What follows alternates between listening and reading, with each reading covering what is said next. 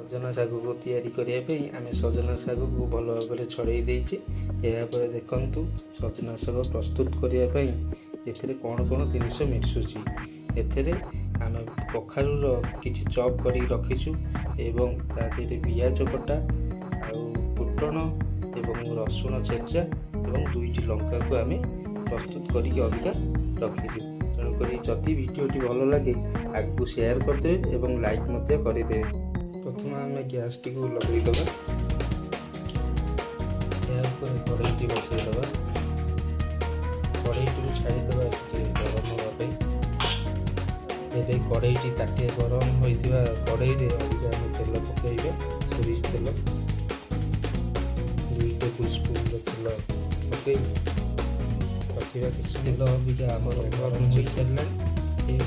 अबिका आम लंका और फुटण पकईदे।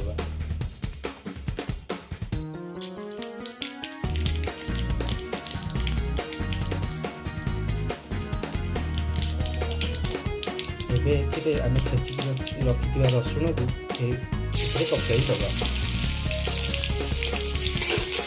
से रसुण को किसी फ्राए करदे।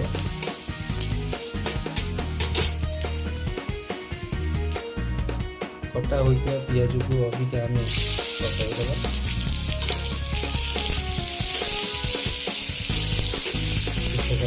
बुलेदे पियाज लाल होगा पर्यंत आम टे छाड़ीदे। सब मन रखिए गैस टाक कम आमर पियाजटी बर्तमान नाली रंग हो आसला। आम बर्तमान कटा होता कखारू को आम पकईदे। कखारू को टिके सिझा पर्यंत छाड़ीदे। गैस टी लो फ्लेम रे दबा। यहीपरी भाव में घोड़ाईदे। घोड़ाई किसी समय रखिला खोलिकी टी आम पुणी घोड़े टे समय छाड़ीदे। बर्तमान आमर प्रस्तुत हो गला। ए बाछिकी रखी शाग को आम पकईदे। शाग को पकई सारापर आवश्यक परिमाण में लुण देदे। टिके पानी पकईदे। पानी पकईला घोड़ईदे।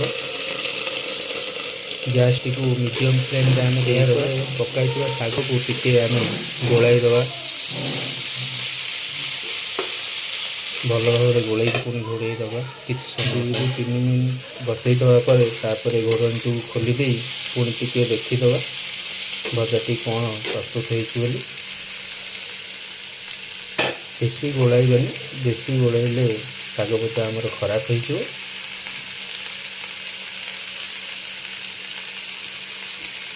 बर्तमान घोड़ाणी बाहर कर सारापर आम बर्तमान 2-3 मिनट लो फ्लेम दे आम प्रस्तुत कर। बर्तमान आम सजना शागटी प्रस्तुत होगला। देखु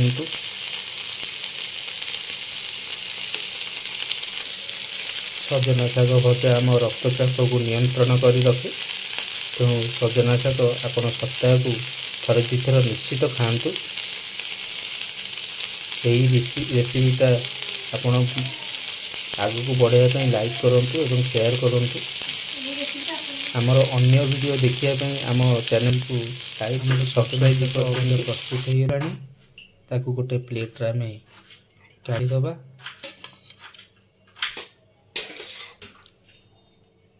देखु सजना शाग अबिका रेडी। प्लीज बंधुगण सब्सक्राइब करने को जमा भी भूलिए।